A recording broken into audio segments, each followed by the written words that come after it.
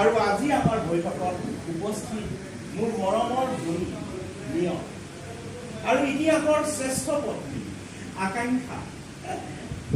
আজি এই জৰুৰীকালীন বৈঠকখন দিয়াৰ মুখ্য কাৰণ হ'ল স্বাগতাবৰ মন কেনেকৈ সলাব পৰা যায় তাৰ।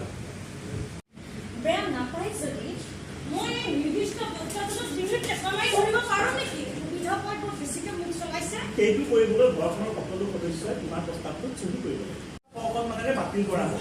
কিনো আত্মসহায়ক গোটৰ মিটিং পতাৰ নিচিনা কৰিছা? অশান্তি পাইছোঁ আৰু। ঠিক আছে এই পতা মিটিংখন আৰু শেষ কৰোঁ। নাম ল'লে তোমাৰ পুৰণা প্ৰেয়সীৰ নাম ল'বলৈ আমাৰ লগত লাজ লগা নাই? তেনেকুৱা নহয়, মই মন্দিৰত কৰা বিধৰ কথাহে কৈছোঁ। অৰ্চনা বন্দনা আৰাধনা পূজা সকলোবোৰতো নাৰীতেই পুৰুষৰ নামৰ এটা বস্তু পুৰুষৰ নামৰ এটা বস্তুৱে আছে কাটো ঘণ্টা, যাক সকলোৱে বজাই থৈ যায়।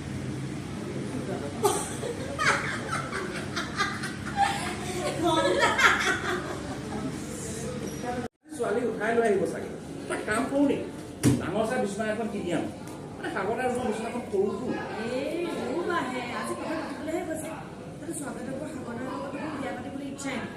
তোমালোক মাইকী মানুহবিলাকৰ খালি বাহানা হয়।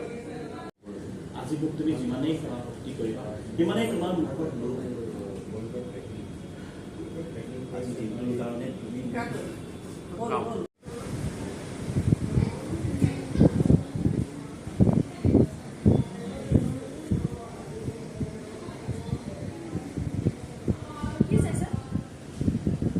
ৰাখিব সাগৰ আৰু ৰাখিব চাই আছো। তোমাৰ বিয়া যুগ আছে বুজিছা।